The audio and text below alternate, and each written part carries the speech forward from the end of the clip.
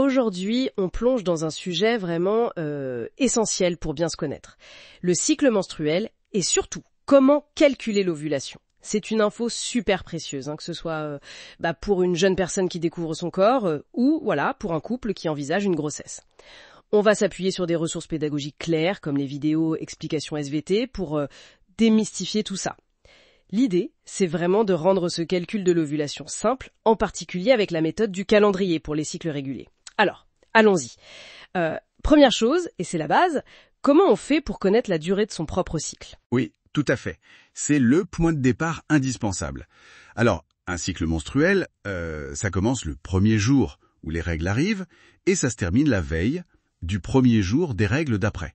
On parle souvent de 28 jours en moyenne, c'est vrai, mais attention, les sources rappellent bien qu'une durée entre 21 et 35 jours, c'est tout à fait normal. Ça peut varier. D'accord. Et concrètement, pour le calculer soi-même, on fait comment ? Il y a une méthode simple ?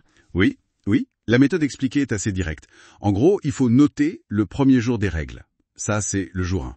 Ensuite, on repère le premier jour des règles du cycle suivant, et la durée du cycle qui vient de passer, c'est le nombre total de jours entre ce jour 1 et la veille du début des règles suivantes. Faut bien compter jusqu'à la veille.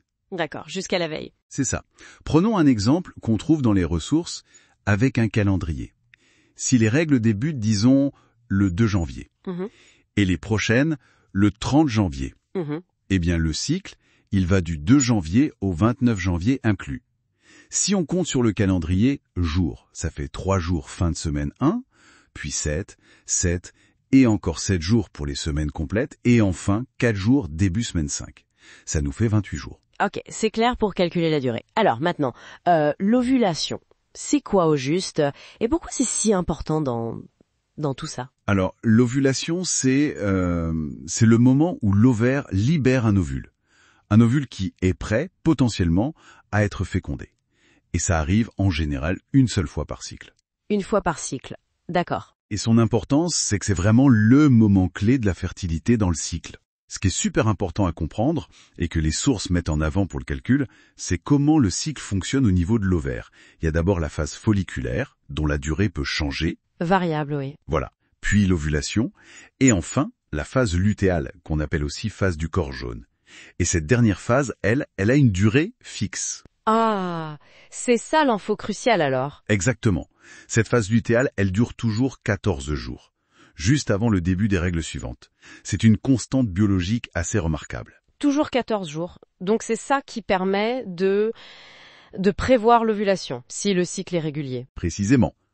Puisque cette phase dure 14 jours et qu'elle se termine juste quand les règles arrivent, ça veut dire que l'ovulation a lieu systématiquement 14 jours avant le premier jour des règles suivantes. Ok, je vois. Donc, si on connaît la durée de son cycle, mettons 28 jours, le calcul est tout simple. C'est ça. La formule, c'est jour de l'ovulation égale durée totale du cycle moins 14. D'accord.